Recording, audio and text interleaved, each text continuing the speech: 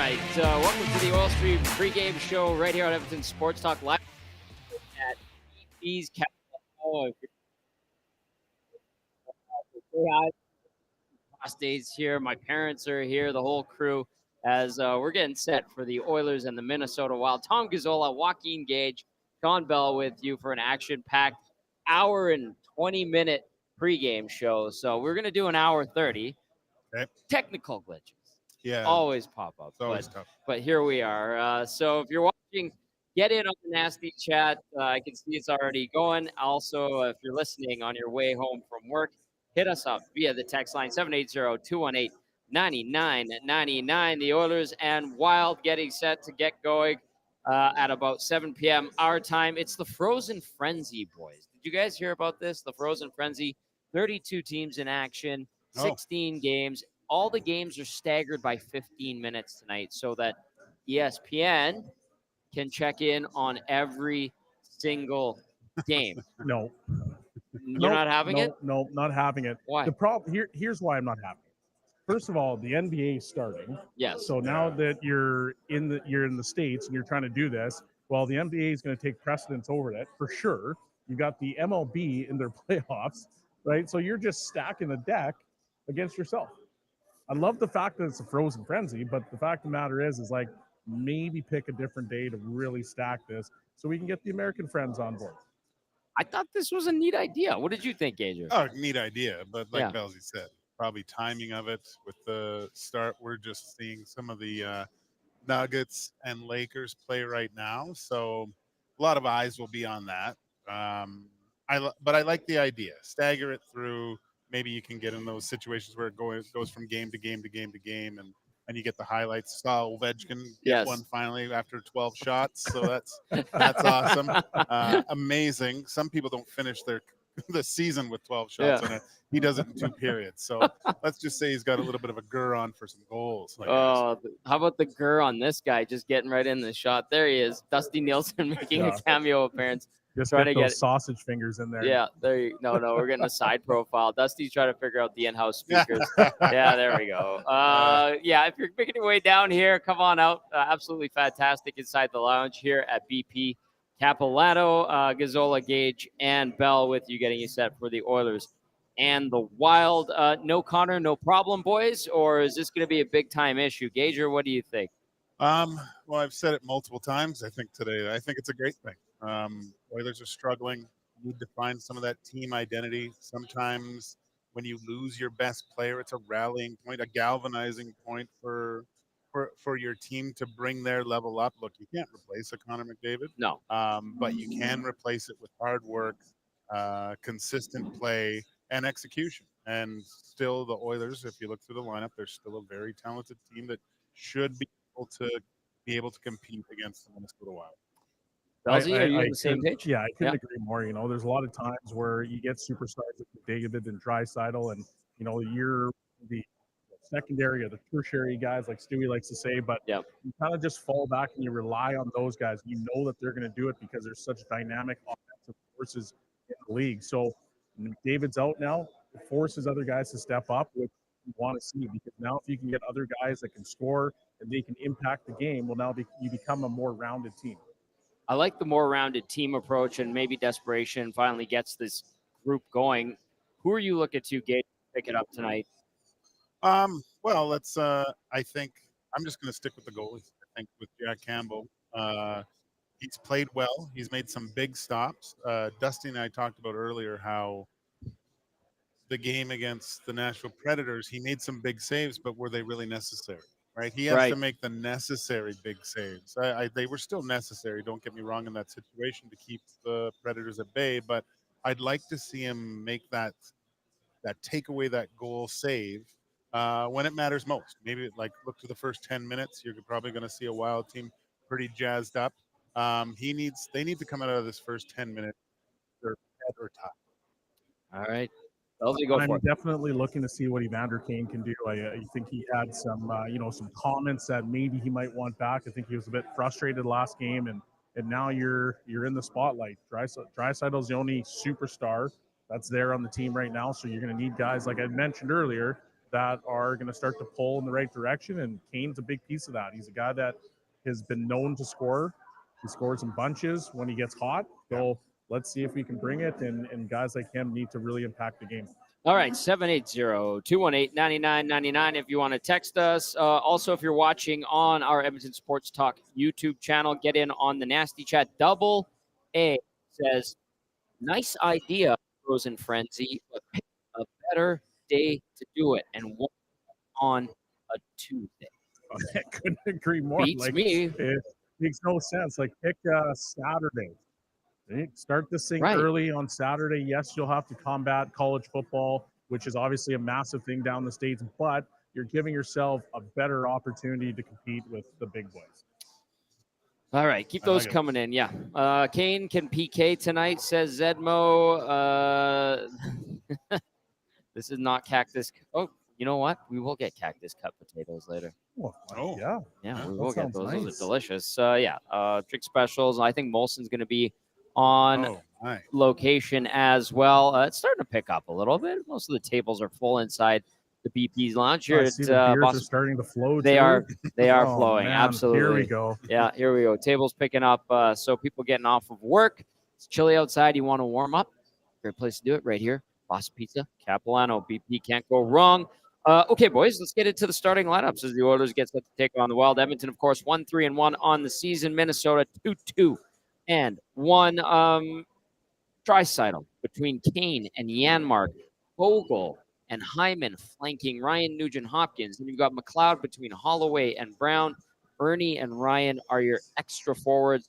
On defense for the Oilers tonight, Hyman with Bouchard, Nurse with CC, Kulak, and Desharnais/Broberg out for the Edmonton Oilers. 1 to 2 weeks. One, Connor McDavid. Are we satisfied with the Lions? There's Hernan Sal. There's the Latino. Get in here. There he is. Oh, They get in better here. win. Say hello. They better win. Look at you. Oh There my he is. God. There's the heat. There he is. Nanso's here. That's That is awesome. Good.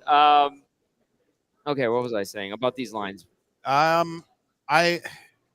To me, when you look at these lines, it's pretty evenly distributed. Everything, I think, when you look at it. So, to tell you the truth, I like the Ryan. That looks like a line that can cause some havoc, get in on the forecheck, be physical. But it's just an even team. Look, there's enough talent on this team to put up some goals and play a good, solid game. They still got one of the best goal scorers on the planet. So I know you're missing a huge piece of that puzzle, but with the people in the lineup tonight is more than capable of pulling 2 points out of this. Yeah, that's I was looking at Twitter, and I saw the question about Janmark, and they're like, well, we've gone from Yamamoto and Puljujarvi to Janmark being the guy that slides up. Like, people forget Janmark's a pretty good player, and the guy's calling card is effort and work ethic, and that's a guy that you want to be able to get into that lineup because now, he's good on the forecheck. He's physical when he needs to be. Right. And you've got another guy that can go in and get pucks for Draisaitl and allow him to be, the guy that he is and score some goals. So I like him in that spot. Is he the greatest option in the world? No, but he's a fine option, and I don't think there's any issue having him in that spot. Matthias Janmark this season, outside of the high sticky penalties, hasn't done a ton.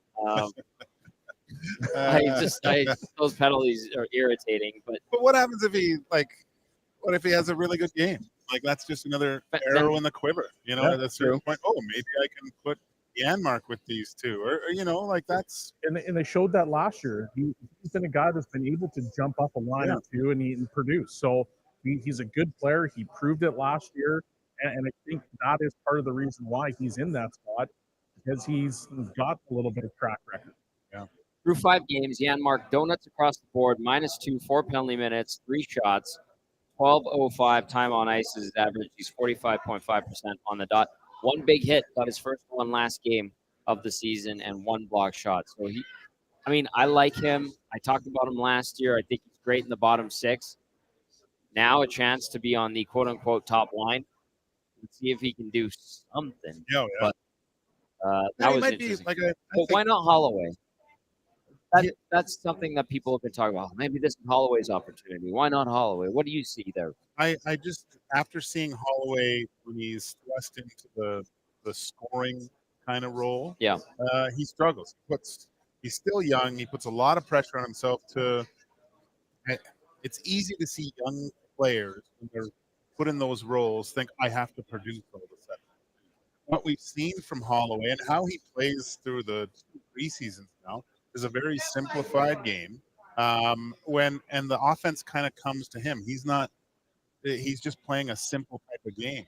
I think where he is perfect, Tommy, just because that line, the way that they can create havoc. I think that's what we want to see from Holloway. I haven't seen anything from Holloway that warrants like a big offensive jump too. Like I like his game where he's just straight lines, straightforward, bang some bodies, big hits, and he causes some disruptions and gets good chances to score. So I like that line.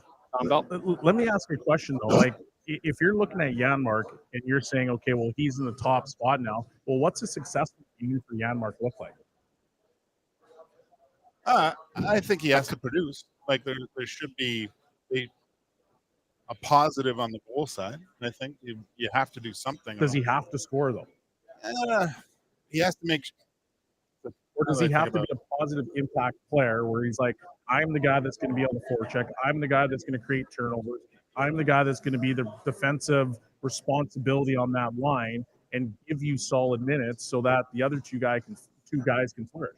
I think it's more on the defensive side, actually. With him. Yeah. Just now, those two are playing with someone that's responsible defensive.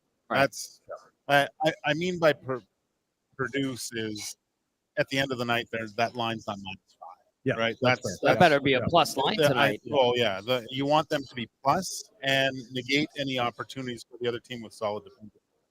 All right, let's dip into the nasty chat here. This one says, cheers, boys, from Glenn. I have no problem with Janmark moving up to play with Dry as it leaves the Holloway McLeod-Brown line together and let them build some chemistry, keep the superb line or the super bad line together. Another one from Kevin says, doesn't sound like the stat line of a good player, nor one who deserves top line minutes. I mean, 12:05 time on ice, averaging. He's got 1 hit this year that he got last game. Wise across the board and a -5. You know what's funny about this conversation is I was having breakfast this morning with my assistant coach, and we were talking about the young players and who they want to be. This is the YouTube era, and everybody wants to be the Connor McDavids, and McKinnons, and so on and so forth. So we did a little study today, and I asked my assistant. I said, "Hey, Shawn, what do you think the percentage of players that have 20 points or less in the NHL?" So 937 players played in the NHL last season. Okay. 40% of them had 20 points or less. Yeah. So, and then you flip that and you say, okay, well, let's talk about the guys that had 100 points or more. There's 11. Right. And then if you have the 90 points or a point a game player, there was 40 players in the entire league that had a point a game or more. So basically what my point is that you don't necessarily need to have points to produce and to be an impactful player. There's a lot of different things you can do in hockey to make sure that you're helping your team move forward. And like you mentioned, Gager, the defensive side of the game is a big piece. And this is something that we constantly talk about with the Oilers is that defensive priority. It needs to reign supreme with this team. I just talked to a friend of mine. His son plays in the Western Hockey League. And from my understanding, there's a few people ahead of them that play on the power play, and he, is obviously upset that he's not getting some power play time, and he's missed a few chances. Done so well so far, I guess. But his father, it tells him, look at it this way, which I thought was brilliant. If you were to join the Edmonton Oilers today, where would you play? You wouldn't see those top 2 lines for decades, right? So how are you going to make it? How are you going to be an impact player with your skill set? Too many parents that I talk to about they're all top 6. You talk to parents, every player's a top 6. 100%. It's there's more than 6 forwards on a team. Right. Is it Scott Fraser? Former Oiler. He tells the best story of when he joined that dynamite World Junior team with Getzlaf and Crosby ahead of him. Yeah, I was on that. That team. was Belzy's team. Yeah. Man, So Corey Perry was a 13th forward. yeah. Like Jeremy Colleton made it over him in the top 12 spot. Corey Perry was a 13th forward. Paulie gets hurt. Perry slides in. He instantly goes to the top line. But like everybody on that team contributed. And you had Steven Dixon, Colin Fraser, and Clark MacArthur. They were the best shutdown line ever. Yeah. And so it's like you don't always have to have a point a game to be an impactful player. Well, he talks about he knew he wasn't going to be in those top two roles, right? And he said, I have to go out there. I got to win every face-off to make sure I never get scored against. And he made that from a player in junior that was quite dynamic. He right? was really good. To be able to figure that out at a young age too, that's amazing. But I don't think that happens enough, unfortunately. No, with younger guys. It's understandable. It is understandable. It's not their fault, right? It's the YouTube era. Yeah. Every time you pull up a highlight, you see Connor dancing 6 guys. Yeah. Right? Because he just wants to go back between the other guy and just dance him too. But like, it is what it is. Kids that can find and figure out how to be impact roles, like you mentioned. If you're going to be an Edmonton Oiler, well, you're definitely not going to be a center in the top 2. Right? I want to be top 6. I want to. So do I. I want it to be a top 6. Get your cookies, boys, if you're in the top 6 on the Oilers. However, it hasn't really happened so far this year. Text comes in from Lieutenant Eric, says, on my way. Oh, sweet. Here we go. Here we go. The backgammon's ready. Yeah. Well, Fergie's prostate's sitting there with the backgammon ready to go because him and Lieutenant Eric have been playing apparently. So, yeah, anyway, keep those texts going in, 780-218-9999. It is the Oil Stream pregame show live on location at the Capilano Boston Pizza. Tom Gazzola, Joaquin Gage, and Shawn Belle with you. And if you're watching on the Nasty Chat, I see a bunch of stuff.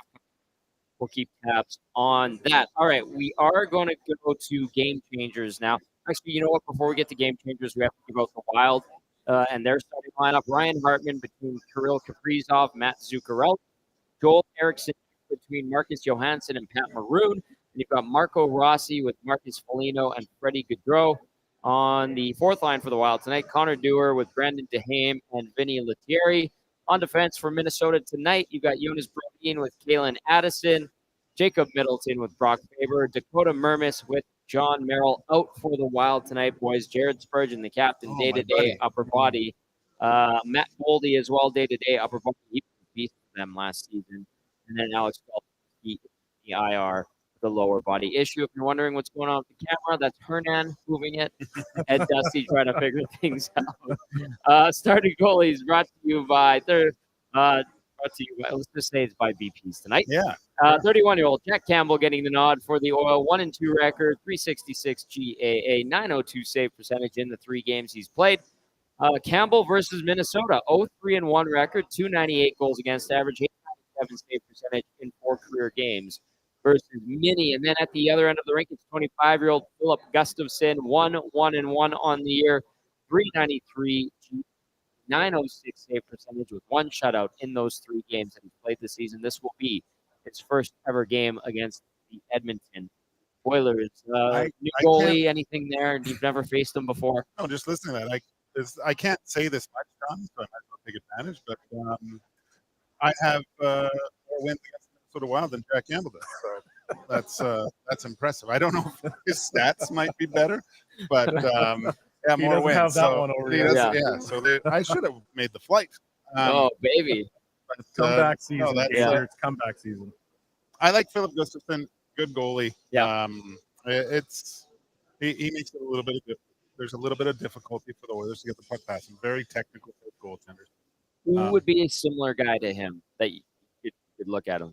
Kind of that. If I think about that, Ville Husso, like same type. Okay. Like when I see them both, I see tendencies that they both have. Both Scandinavian guys. So, yeah, that's very good goalie. What I've seen, and let's face it, I don't watch the Wild too much, but I've liked what I've seen from him so far. All right, time now to get to Game Changers, brought to you by Damon Bunting, Remax Elite. Damon Bunting is a consistent top-producing realtor in Greater Edmonton and among Remax realtors. He and his team would love to help you find that right home or make the move from your current home. Community-driven. He understands what it takes to make a difference in our community. Check him out on DamonBunting.com or visit his Instagram page at Damon Bunting Real Estate. All right, boys. Belsey did them up, but you guys can go and bounce off of one another. Sure. Number one, has to say about that. life without McDavid.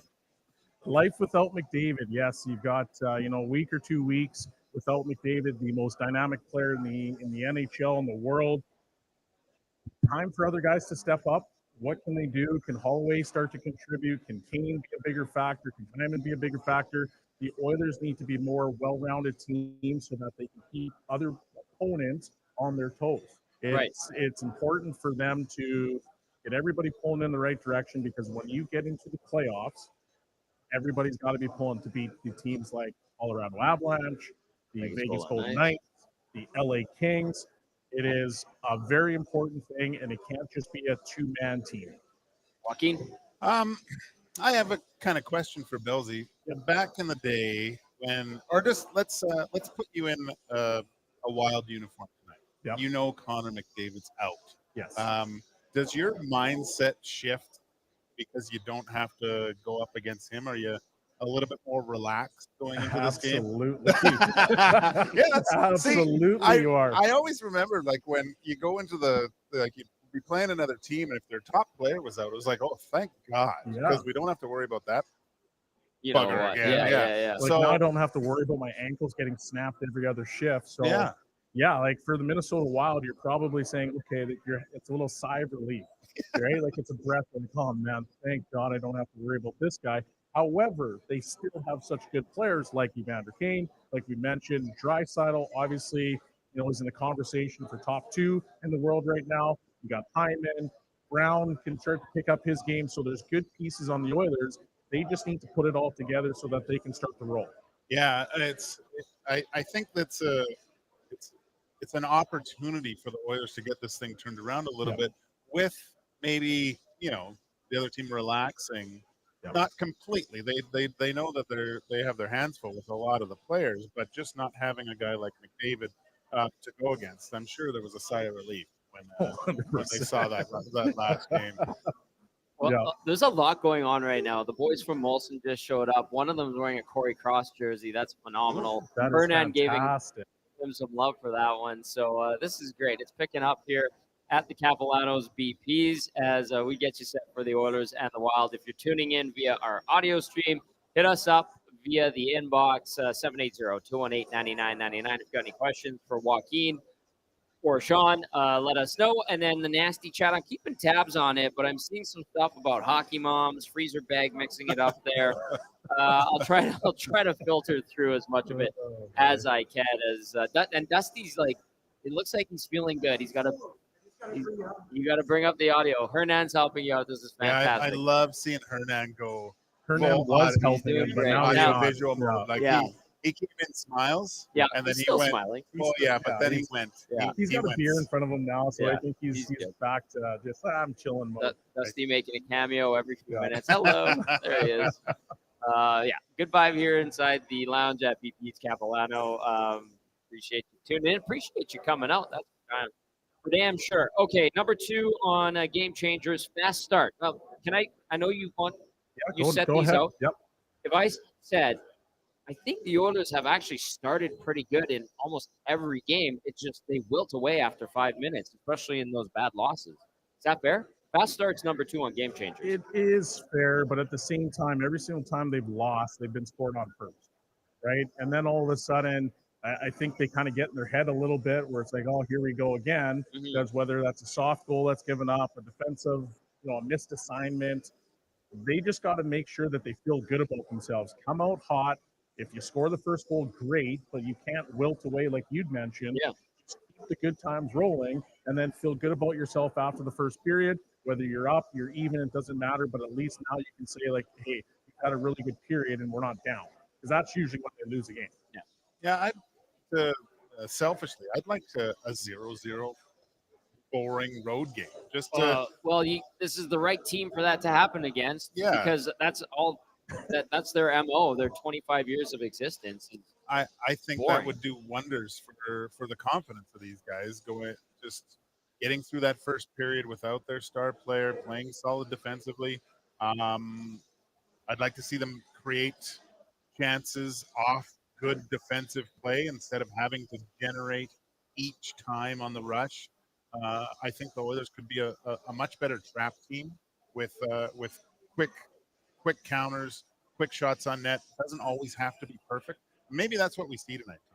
I think Maybe we're talking about single-digit shot attempts. Yeah. Right, shots against rather. Yeah, like that's what they need to have to just implement that solid defensive structure and not have to. That mindset of just outscoring your problems all the time has to get out of their psyche completely. Yes. Yep. This text coming in from Big Uke, who's sitting over there. Big Uke says, smart of Gager not to wear the leather. Don't want to waste it on a game like this. This is very nice. What do we got? Nike, a little hoodie action. Very comfortable. We got to save the magic. We got to save the magic. Got to save the magic. That's I respect that very much. wife. It is Game Changers brought to you by Damon Bunting Remax Elite. Number 1 was Life Without McDavid. Number 2, Fast Start. Number 3, No Oil Spills. Please and thank you. Gager kind of touched on this already, and this is the defensive side of the game where we don't want to see any cheating on offense. We want to see that defensive structure where they're limiting the opponent's chances, and if they are playing in the other zone or in their defensive zone, keeping the Wild to the outside. They're not breaking into the house. We want to see them improve on the defensive end. Last year, when they really started going, there was about a 2-week span where they were lights out defensively, and you could just see where teams were super frustrated, and the Oilers felt good about themselves, and their game was on fire. If we can find that level now, and you keep that going throughout the rest of the year, this is a dangerous hockey team. That stretch of last year, like what was it? Just at the end of January, that's when I became a believer. I was like, oh my gosh, they are going to be a handful if they can keep this up against anyone. It's that one. Well, it's a big mistake, but they can't recover from it. There's no one there to make another kind of defensive play with the goalies or a defensive play where they can nullify it. It's always ending up in the back of the Oilers net. They have to get rid of, like I said before, they have to get rid of that of their game and make the Wild beat you. Don't get beat by the mistakes you make. Yeah, like every time they lose, they're giving up, north of 3 goals. So if you can get into a situation where, you play really solid defensively here and you can start to get to a spot where maybe you're only giving up 2 goals a game, that's usually where the elite teams lie, right? Like the high-end 1 and the low-end 2s. That's the recipe, because then you can outscore your problems. You already know that you've got the offensive side, but let's get the defense dialed in, especially now with McDavid out of the lineup. And when he gets back in, then you can, move forward from there. But at least you're solid in the most important area of the game. All right, that's Game Changers. As always, brought to you by Damon Bunting Remax Elite. Check out Damon Bunting at his website, damonbunting.com, or visit his Instagram page, Damon Bunting Real Estate. Someone texted in. There's Lieutenant Eric. Someone texted in and said, slap Dusty's hand. He's trying to fix it. Hernan's making noise. There my mom's waving at Hernan. Hello. Hi, Mom. Yep, there you go. Hernan's trying to figure it. Turn it up, she says. That's right your here. mom? That's my mom. Oh, get out of here, Joaquin. It's the Oil Stream pregame show live on location at Capilano Boston Pizza. I think I can hear myself. Yeah, we got it. Look at Nielsen. Good job, Hernan fixed it. Great It was stuff. the Latino heat. Yeah. There's Lieutenant Eric. Big embrace there for those two. Some great giveaways, it looks like. I see a Heritage Classic jersey there. Looks like some posters. So it looks like if you come on down, lots of great stuff that will be available thanks to the crew from Molson. And I saw a text that came in via the Nasty chat that said, I'm coming in hot. All good. That's from Chris. You're going to be all right. It's starting to fill up here inside the lounge, but good vibes as we get set for the Oilers and the Wild, one of 16 games on the schedule. Let's go around the league before we get into some audio from the Oilers locker room. Toronto leads Washington 4-1 in the third period. We got that one on the TVs here. Buffalo up 3-0 on Ottawa midway through the second period. Tampa 1, Carolina 0. That one 15 minutes left in the second. through 1. New Jersey and Montreal tied at 1. In Pittsburgh tonight, the Dallas Stars visiting 1-0. The Penguins lead late in the first. Florida and San Jose, donuts on the board. 7 minutes remain in the first period there. Colorado visiting Long Island. Did it just flip back on its own? Yeah, it did. That was weird. No score there, 17:57. So we're seeing this 15-minute frozen frenzy, staggered ESPN thing. Very interesting. Coming up next is Seattle and Detroit. Then you've got Anaheim at Columbus, Boston at Chicago, St. Louis at Winnipeg, Edmonton at Minnesota. Dusty's playing with stuff again. Vancouver at Nashville. The Rangers visit the Flames, and then the Kings host the Coyotes. The Golden Knights get the Flyers. Oh, my goodness. And that is the late game. There's a ton of games tonight. You know, it's funny. We talked about this on Hello Hockey the other day. It's like you look at the schedule. Where's a game where it's like a marquee matchup? I'm not seeing it. Tonight? Like, yeah, like Frozen Frenzy. Here we go again. So, like, give me some rivalry games. Oh, what, is there? Yeah, everybody's got a rivalry with Arizona. Tampa and Carolina is the closest thing. Probably. Maybe Toronto, but Washington's like out of it now. Carolina, Tampa. That's the only one. That that's the. Outside of that, there's really nothing. No juicy games for Frozen Frenzy on a Tuesday night. So there you go. That's we'll keep you updated on. They're starting 15 minutes staggered tonight in the National Hockey League, part of ESPN's Frozen Frenzy. All right, we're going to dip inside the Oilers locker room. We're going to hear from Jay Woodcroft inside the coaches room.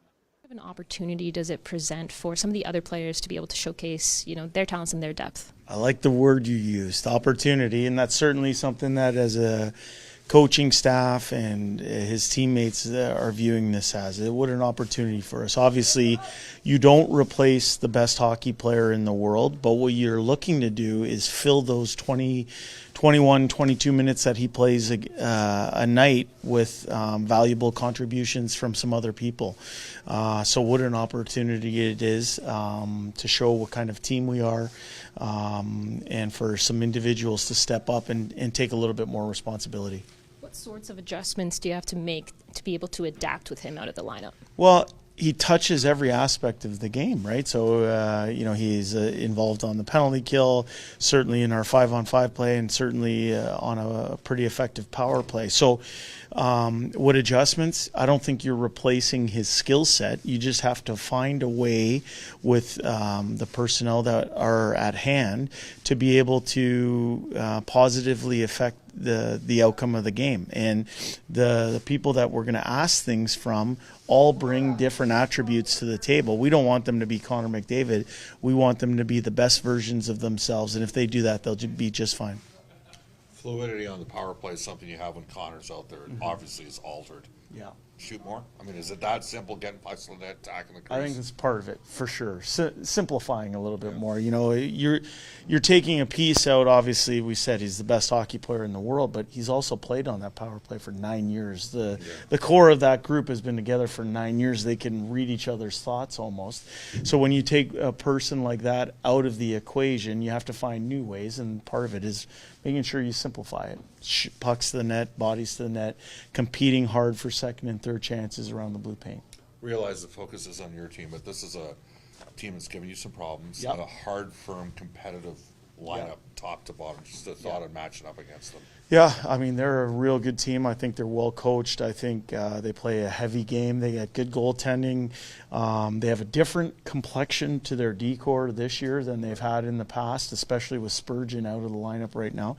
And they have some injuries up front. One of their best players in Boldy won't be playing tonight. We understand that, but they have numerous weapons that can hurt you if you're not paying attention. And I think for us as a team, we feel that we're better than what our record shows, but our record is what our record is. But there's moments in some games that we think we can handle better. It's hard to say what the most important moment in a game is going to be beforehand. We just want to make sure that we're eliminating lapses in execution, lapses in concentration that are ending up in our net right now. So that's a focus for us. I think with the lineup that we're going to address, we should expect on our toes mindset, in a group that's going to be extremely hardworking for us tonight. All right, so there's Jay Woodcroft as his team gets set to take on the Minnesota Wild. You know what? You feed us at the football games. My dad goes around and he's feeding all of you guys with pizza. So it's come full circle. there you go. That's good. What is That's it? good. It looks like a Great White North. Great White North. Classic I'm looking forward to beef dipping pizza. in. Yes, we might be trying the deep dish. Ooh, We might be trying. I like it. I heard a rumor that might be the case. New menu items on the way at Boston Pizza. If you want to get into the conversation, 780-218-9999. Or if you're watching on YouTube, hit us up at the Nasty Chat. We are live on location at the Capilano Boston Pizza. Tom Gazzola, Joaquin Gage, and Shawn Belle. We just heard from Jay Woodcroft. How much leash do these new look lines have tonight, boys? Belzy, start with you. Well, I think a lot of leash because realistically, you're without the best player in the world. So they need to be able to find their mojo. They need to be able to get a little bit of chemistry. You can't go back to your nuclear option, right? You don't have that anymore. So they're going to have to figure it out on the fly. They're going to have to just gel together and go from there. Gager? You've walked a dog, Tommy. This is extended leash time.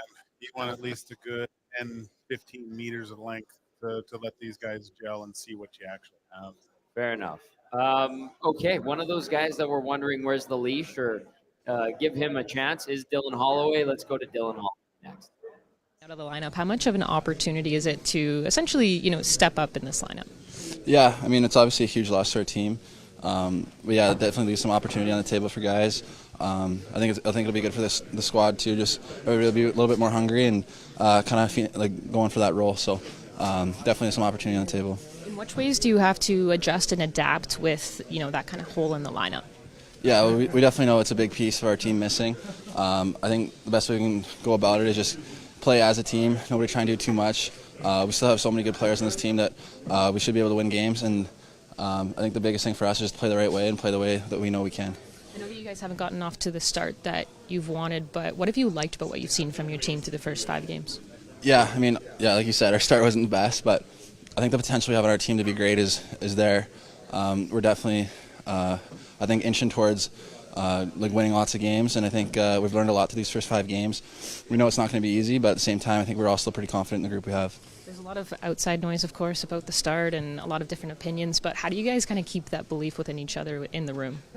Yeah, I mean, I think it's just every day in practice, guys are pushing to get better.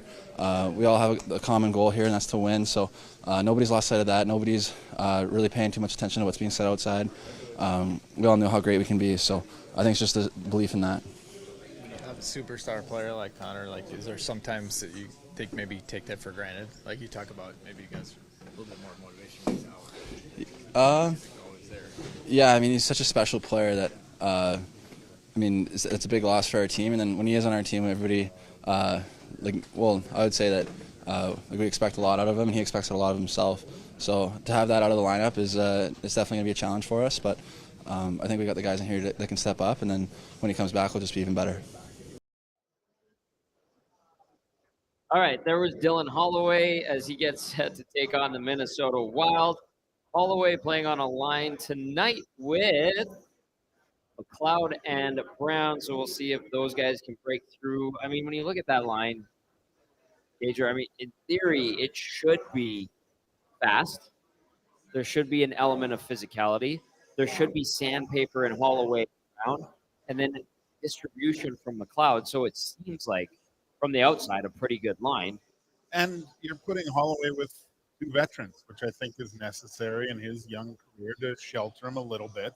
I like that line. I mean, you could, Draisaitl's on. That could be a 2-3. Like there's no. I think there's one top, 2 2s and a 1, right? Yeah. That's kind of what you have. I would say. I mean, look at any other team. That could be a second line on any other team in the league. Ooh, so that's a hot take. That is a hot take. I think you could.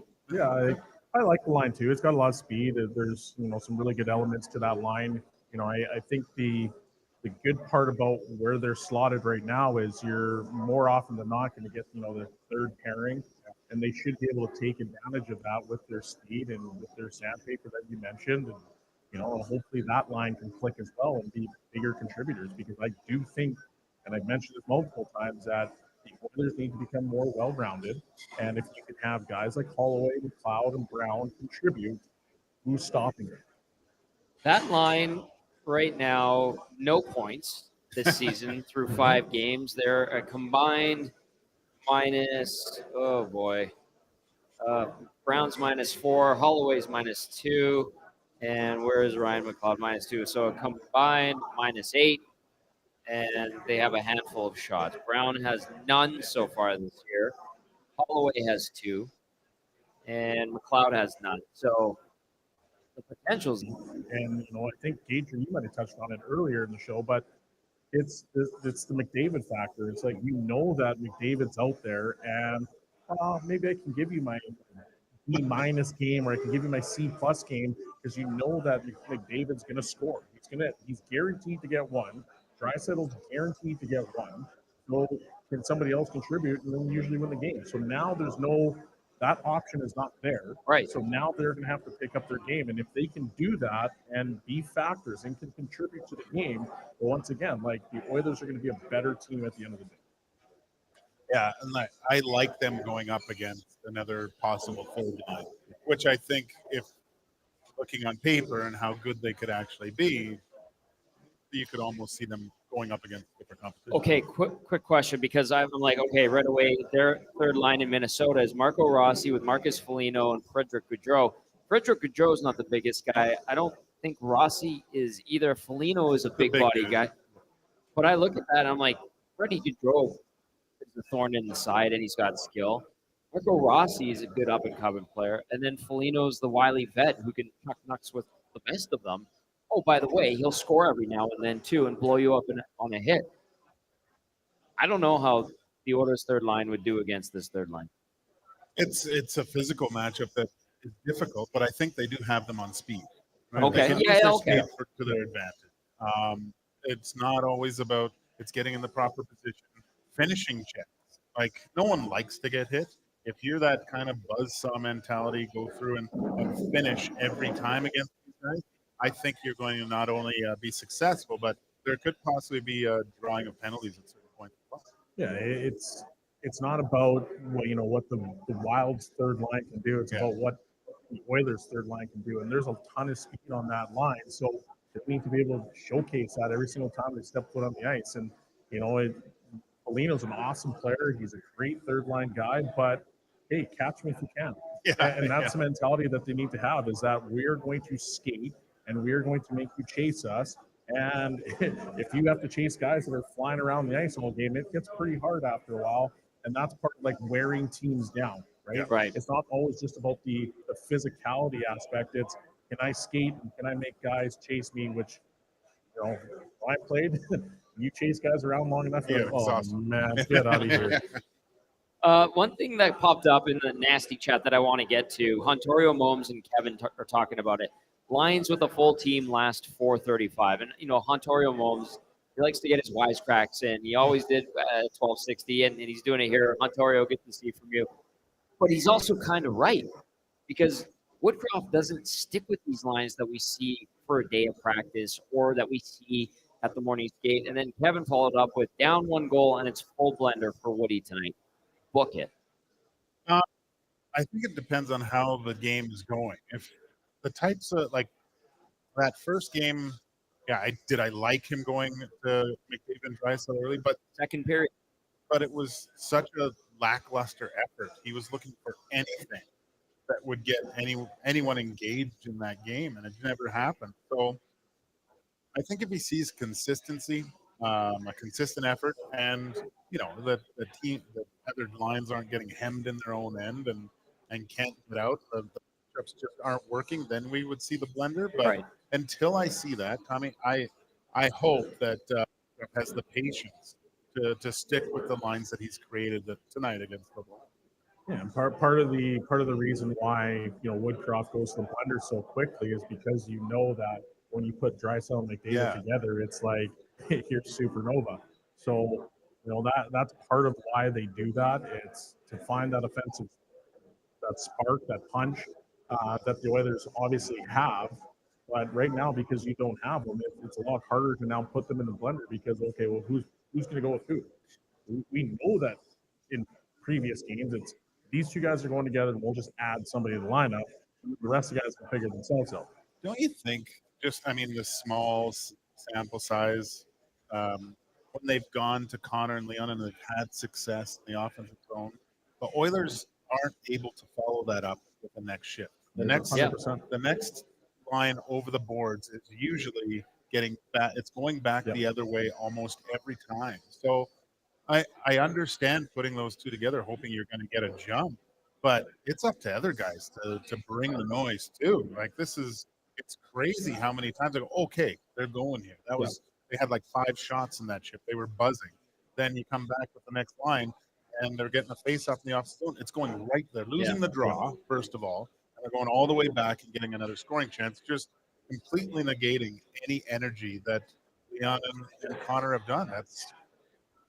It's been almost detrimental putting those two together because of the efforts you're getting throughout the rest of the line. Yeah, the one bright spot that I will see is that last game they had Fogle, Nuge, and Hyman together, and they're really good. So you got that line back together. Maybe you find a little bit of chemistry, and you keep that line together for a full season. See what they do. Yeah. Who knows, right? Yeah. But then, figuring out out a full game. Let's start with a game. Yeah, sorry, maybe a period. I was like wishful guys. thinking, Kelsey, but yeah, I'm with you. But at least you have a potential option that is okay. This is a good line. They don't get caved in defensively when they're on the ice. They actually contribute offensively. That could be the start of trying to figure out different line combinations because this Oiler team can go probably 3 deep and maybe even 4 deep if they really need to. All right. Speaking of Zack Hyman, he did talk to the media this morning as the Oilers get set to take on the Minnesota Wild. Let's hear from the Oilers winger. Tonight, how much of an opportunity does it present for this group to step up and also showcase the depth that you guys have? Yeah, it's a huge opportunity. Obviously, never fun when you have the best player in the world and he's not playing for your team because he's injured. But like you said, it's a big opportunity for the rest of the group to pick our game up. Right, there's a lot of ice time available, and I think it's a good opportunity for our depth to be showcased, like you said, and for guys to who want more of a role to kind of grab it. Is there a lot of kind of opportunity to, how much does it take to adjust and adapt to the lineup with him out of it? I think it's just going out there and playing. Obviously you're missing a big piece in all aspects of the game, even strength, power play, and penalty kill now too. So a little adjustment on those kind of specialty units, but I think we just got to go out there and play. We go out there and play and build chemistry with the lines that we have. I think the nice thing about our team is that we're so used to playing with so many different players, right? We're always kind of in rotation, and so it'll be no different tonight. You have some relief that it's not like a long-term injury with Connor. For sure, yeah. Anytime it's not, nobody's going on a long-term injury, it's a good thing. So, light of a in that situation is good. The season hasn't started quite like you guys wanted to, and Minnesota hasn't started the season like they wanted to either. What are you going to expect from tonight's contest? First 10 games are always weird. I think it's always kind of teams figuring out who they are, what their identity is. You're almost getting over last year too. You want to put that in the rearview mirror and focus on your team this year, right? So I think obviously two teams that have high expectations, and like you said, I guess Minnesota isn't off to the greatest start as we are. So two teams that are going to be hungry for a win. I know that the start isn't what you guys have wanted, but what have you liked about what you've seen from your team's game? I would say kind of defensively, I think one of the things we've adjusted is our D zone, and I think we've been pretty good in that regard with stopping things off of the cycle and chances like that. I think a lot of our mistakes have kind of come off turnovers or off the rush. So I think from that standpoint, it's been encouraging, and I feel like we have a lot more on the offensive side to give. So excited to have an opportunity to show that tonight. Okay, that was Zack Hyman. We're inside the BB's Lounge here at Boston Pizza Capilano. It is the Frozen Frenzy today in the National Hockey League. If you don't know what that is, All 32 teams are playing. The games are staggered 15 minutes apart. Face off for each game, 15 minutes apart. On the TV right now, we've got the Leafs and the Caps, and they're doing their intermission segment. You were laughing, Belzy, because they had PK Subban beside Mark Messier on the panel for ESPN, and Messier's suited up. PK's got what on? Even you were laughing, Gager, at that outfit. Yeah, it's a cardigan or a pullover. I'm not sure, but it is. I think atrocious. it's a cardigan. It looks like It's loud. It looks like the Technicolor Dreamcoat. Is Yes. what it does. It's Jesus Christ Superstar there. Yeah, I mean, you look at it's so contrasting, that picture right now, with Mark Messier looking clean cut, looking still like he could play, and PK with the Mr. T starter kit and the crappy cardigan. It's terrible. It's like a horse blanket. But PK, it's clean. The look is clean until you get to the cardigan, and it's like, what's going on there? And oh, sorry, sir, you're gonna have to go talk to those guys. Yeah. So anyway, Belzy, he's your former defensive partner. He is my former D partner. He's Subi being Subi. You could almost say it's like a new school style versus the old school style. Sure. I guess. Yeah. I call school on Sunday. No class. Yeah.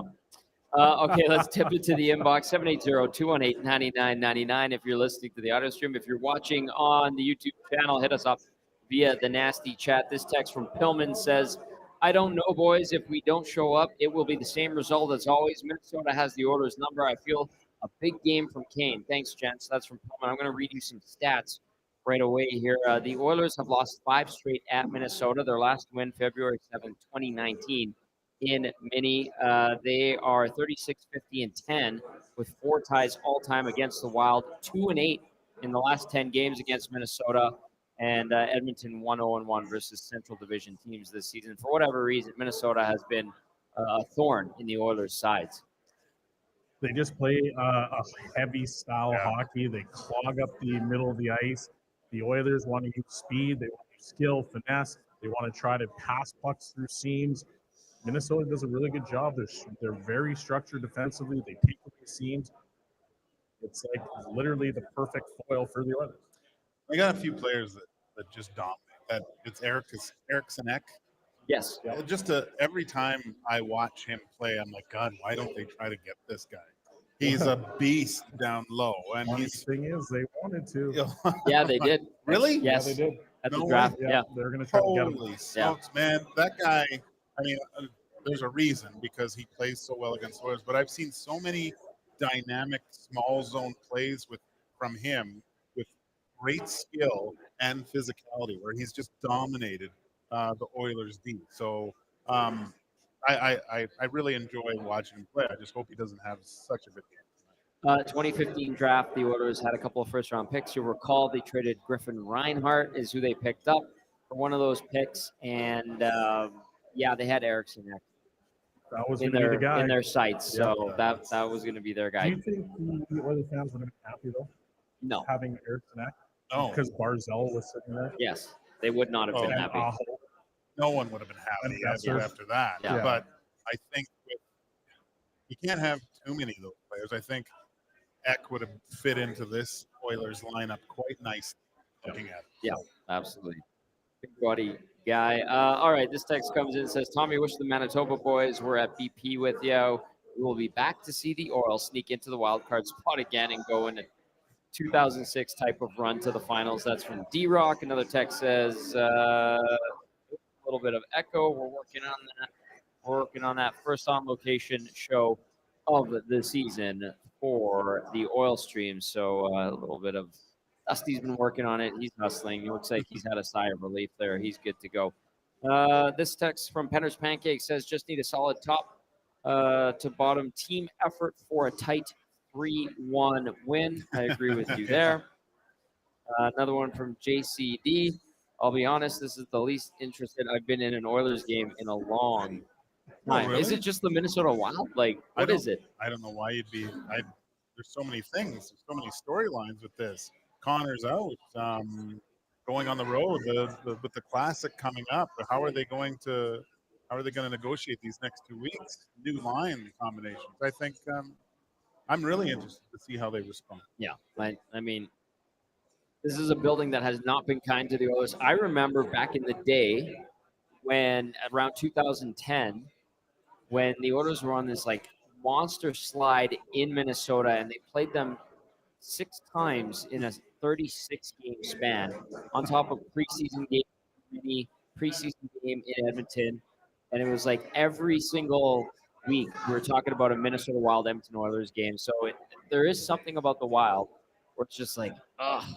Well, it was even worse back then with Lemaire, right? Oh, he just junked up the game. You had him, I right, had as a him, coach? and it was like, oh man, here we go. Like, this is defensive hockey at its finest. Gager's got to win against the Wild, so it's all good. yeah, against Lemaire too. Yeah. Nice. Well, I was an entertainer more than a goalie, but yeah, we Noodles battled. It was yeah, I got the upper hand on Noodles that one. The classic matchup there. I love it. If you want to get in on the conversation, 780-218-9999 or via the nasty chat. I'm going back and forth between the two. I like this one from Justin. Tommy, you look like an 8-year-old between those two. I'm giving you guys as much space as possible. Big guys, and we're trying to make it fit. We're all making it fit. So it's yes, I understand, Justin. I look at it too, and I'm like, yep, European trim fit, and then 2 athletes. So we're making it work. We do have the crew from Molson that's got a bunch of. I see a bunch of jerseys. There's a lot of good looking stuff. I see a lot of Heritage Classic gear. I kind of want one of those Heritage Classic jerseys. I do too. Don't they hook you guys up as alumni? That's good. That's a good one. Yeah, nice work, buddy. Good Kenny job. Garland, get on it. Yeah. Get on No, it. they do. They give us. I got some good stuff from them. Yeah. So they got some good golf shirts, but you know the real. It'd be Real nice good to stuff. get Yeah. the real good stuff. It's not as easy. I understand. I also see a reverse retro when they had the orange shoulders with the blue trim. Yeah. I really like those jerseys. Those were great. Practice. Oh, no, those weren't practice jerseys. No. Come on. I kind of wish that they wore those more often. They tried to. Well, wasn't it the team didn't like them, so they put them kind of in the storage? Orange pants. Yeah, it was the orange It was pants. the orange right? pants. Oh, That's okay. what did it. Yeah, they looked. That was the bubble year, wasn't it? That was when they had. Yes. Yeah, They only wore them like twice. Three Three times. times. Yeah. They were gorgeous I under the liked them. lights, man. They I- looked yeah, they really looked sharp. really Yeah. good. Remember Yeah, that? that's puzzling. I guess the orange, like they have to wear the shells over the pants, right? Or whatever it is. Yeah. So I don't know. Maybe the Oilers should just go to orange pants. No. No. Could you put that uniform with like the blue normal pants? blue pants? And I think so. call it a I day? think you But could. it looked kind of weird, wouldn't it? Maybe with a fatter orange stripe down the side. Yeah. Maybe. Yeah. I Interesting. like those jerseys. They look really nice. Interesting. That's Okay, just me. since we're on the topic of the Heritage Classic, I see the Heritage Classic jersey there. It looks really nice. A couple of people saying they think that McDavid will play Sunday in the Heritage Classic. Freezer bag going to our dear friend Bob Stoffer, who said that, or according to Freezer bag, Stoffer all but said that McDavid is playing Sunday. Oh, really? Oh, Well, if Bob said it. Bob, man. Yeah, he's.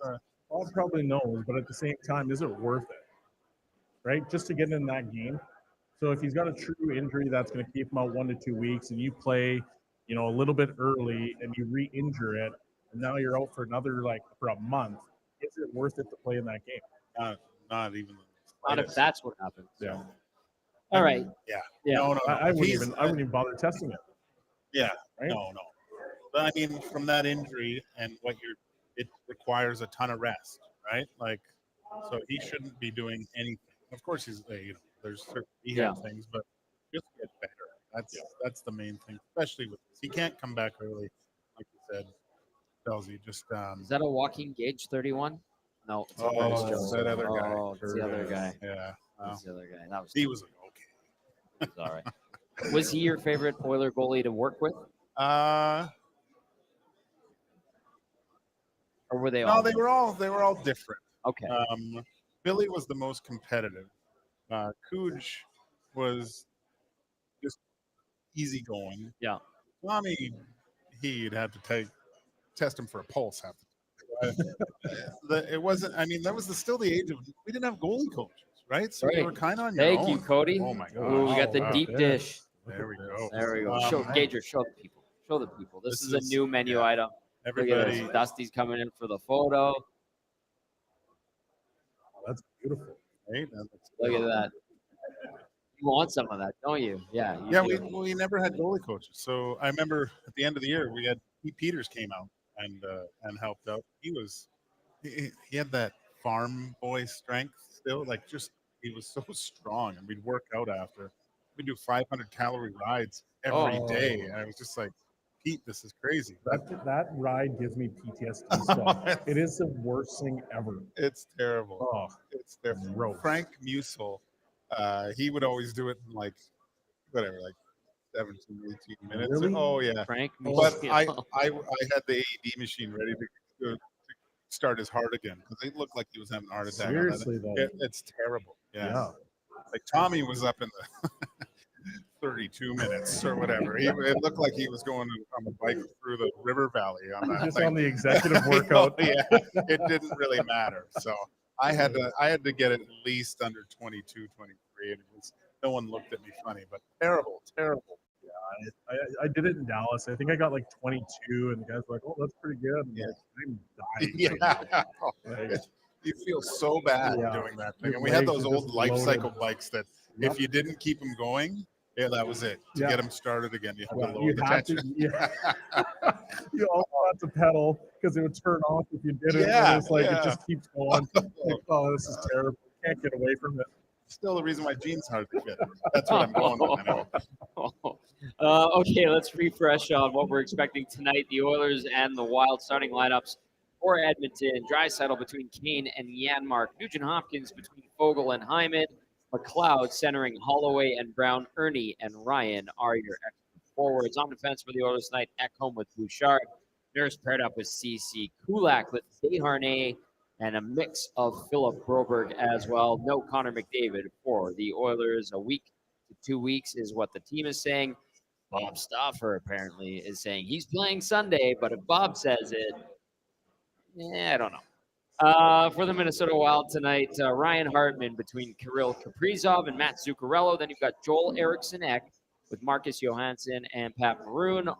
In the third line, Marco Rossi with Marcus Foligno and Frederick Gaudreau. Fourth line for the Wild tonight, Connor Dewar with Brendan Duhaime and Vinny Lettieri.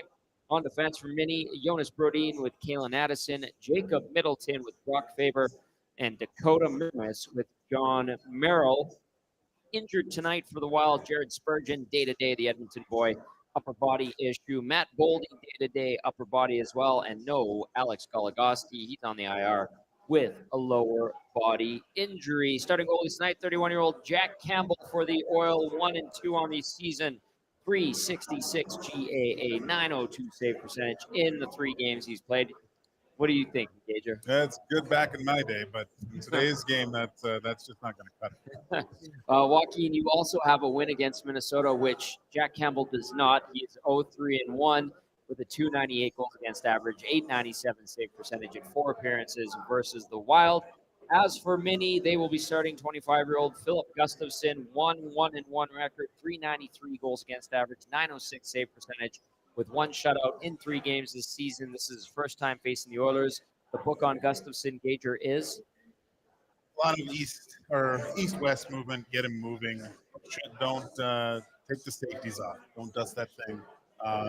Quick shots, go for rebounds. I like it. Get them in his feet. Yeah. Big guy, too.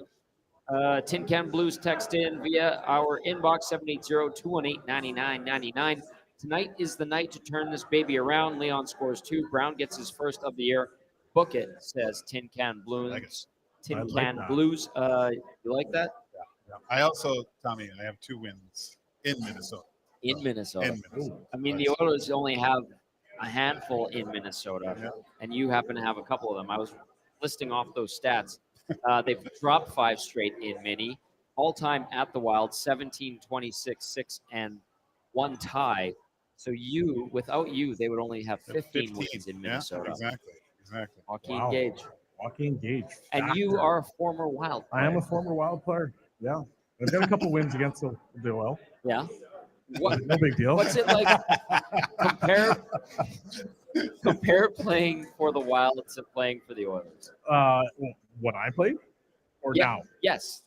When you Well, played, like, when I because played, that's a the crazy Oil hockey were the market too. decadent darkness, so Oh, yeah. not great. The Wild were suffocating defensive style hockey. Like, you're not giving an inch. You're going to make the other team earn every single line, every single inch on the ice. You know, it's just a commitment to detail. And then you had a few guys like Marc Bouchard who could score. You'd have Brian Rolston who could score on the penalty shots with his clapper. You had some good pieces. Marian Gaborik was an electric player at the time. Yep. Pavel Dimitra.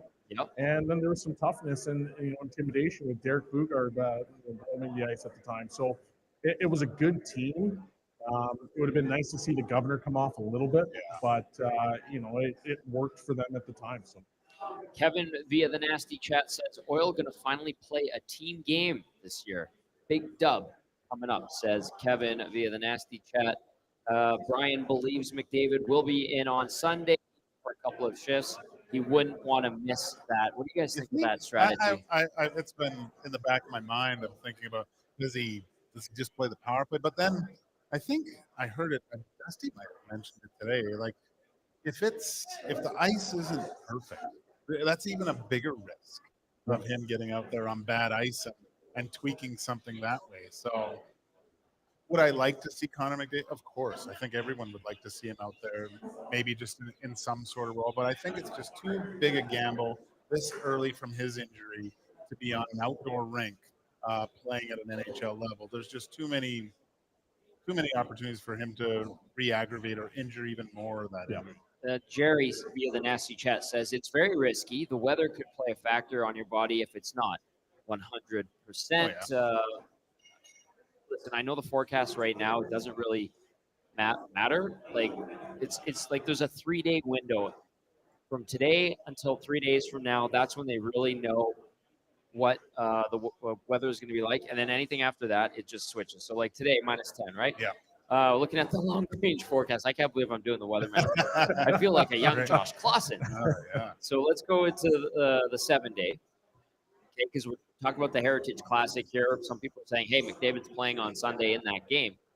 Well, as of right now, it's scheduled to be 2 degrees, mix of sun and cloud, 20% chance of precipitation, and a little bit of a breeze, 18 northwest kilometers per hour, of course, and 2 degrees, good for fans. I don't know. You're hoping there's some cloud cover because you don't want that sun hitting the ice. Right. But I mean, looking at the time now, it's a 5 o'clock start.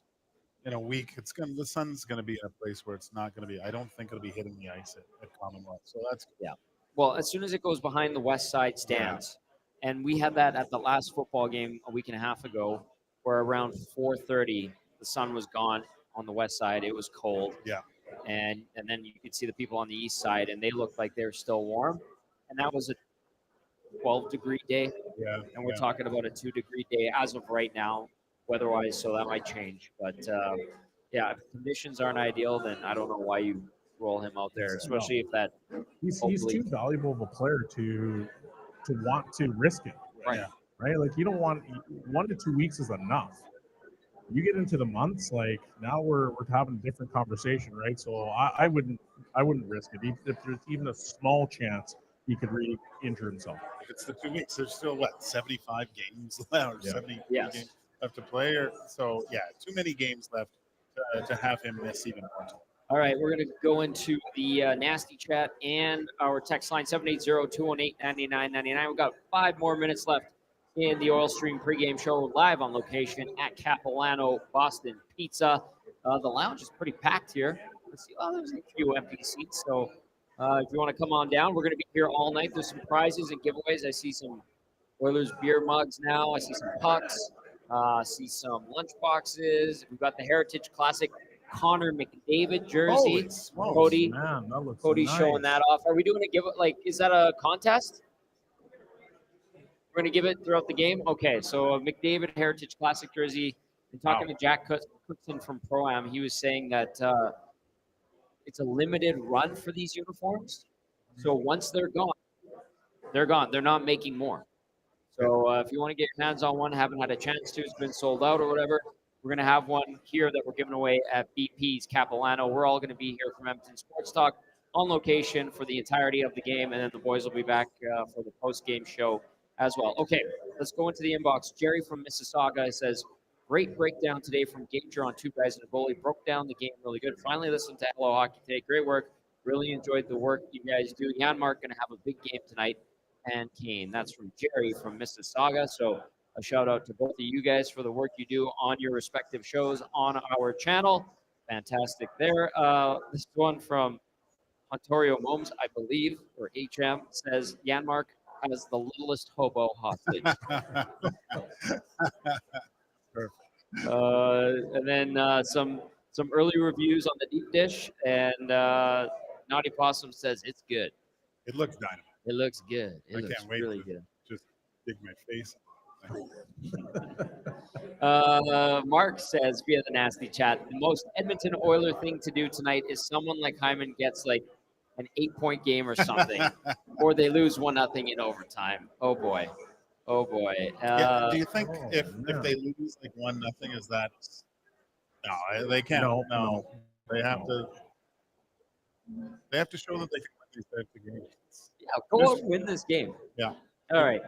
Let's get some final thoughts to wrap up. Gager, just things you're keying in on. What's it going to take to win tonight, and what's your prediction for the game? It's going to be difficult. I think it's going to be a tighter knit game. I think there's going to be more of an emphasis on the defensive side of the puck. I'm looking at this first 10 minutes, Tom. You mentioned how the Oilers have started quite well in most of these games. It's just keeping that consistency moving forward.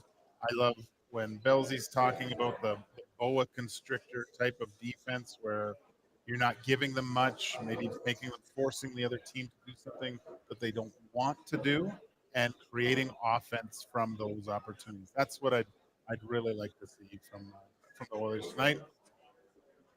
4-2 Oilers, empty net. Ooh, positivity. I like it. Joaquin Gage with a good prediction there. Shawn Belle, your thoughts? I just want to see the Oilers play a mature game. And what I mean by that is like limit the turnovers, limit the mistakes. If you're on the road, you don't have to be overly flashy, right? Like it sounds very cliche, but at the blue lines, you're either getting it out or you're getting it in. Just playing that mature style hockey, earn this victory with a complete effort. Yeah. Luna says, is it just my feet, or does Tom look like a 12-year-old next to Gager and Bell? Yes, earlier I was an 8-year-old. Now I've gotten older. I'm a 12-year-old. Yes, Luna, I understand. Two big boys, and this distance runner's body doesn't hold up well. When is your bugs and cheese coming, Tom? He's ordering from the kids menu right now. It's on the way. I'm looking at this chicken pizza. Fingers and fries for Gazzola. Mac and cheese. All right, so the Oilers and the Wild, part of the Frozen Frenzy, all 32 teams in action tonight. Each game time staggered by 15 minutes. The Oilers ready to get things going against the Wild. They've lost 5 straight visits to Minnesota. That's going to do it for the Oil Stream pregame show right here at the Capilano Boston Pizza. We're in the lounge, so if you want to come down and you're listening, please do so. There is some seating. There's a little bit of seating available. I see a couple of small tables there. And if you're watching on the Nasty Chat, want to come down, Norman Combine says, save me a seat.